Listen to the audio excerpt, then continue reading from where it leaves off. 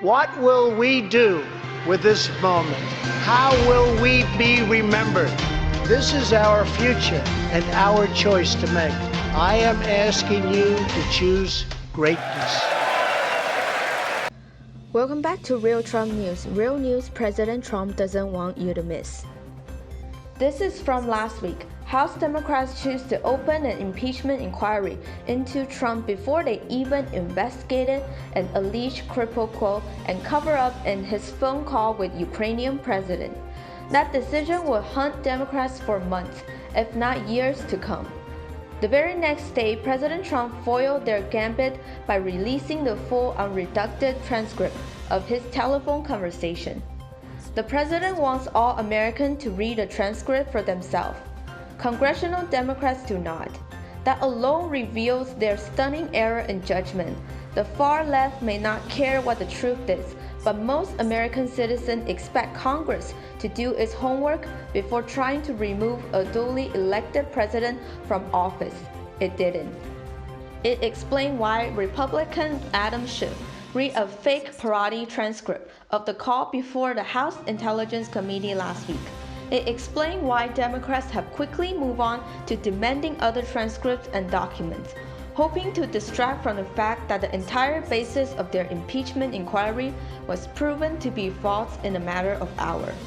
The problem is that, once again, Speaker Nancy Pelosi has overpromised and underdelivered. Democrats do not have the votes to remove President Trump from office. Even if they did, a majority of Americans oppose impeachment. Democrat leader knows this.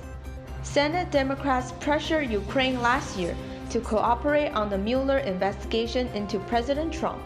This year, President Trump had asked Ukraine to fully cooperate with the Justice Department's investigation into the actions of former Vice President Joe Biden and his family in Ukraine. Transparency and accountability apply to everyone. Congressional Democrats got their 2-year investigation into President Trump, which turned up nothing.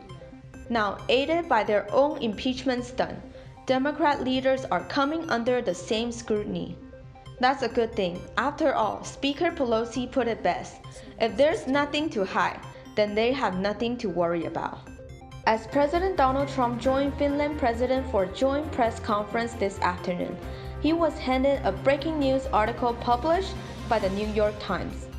The story is damning for House Democrats. Impeachment czar and Intelligence Committee Chairman Adam Schiff knew about the whistleblower's complaint against President Trump before he or she made it. Federalist co-founder Sean Davis writes on Twitter, "The Federal Intelligence Committee whistleblower law explicitly states Intelligence Committee whistleblowers must formally go through the ICIG before contacting Congress."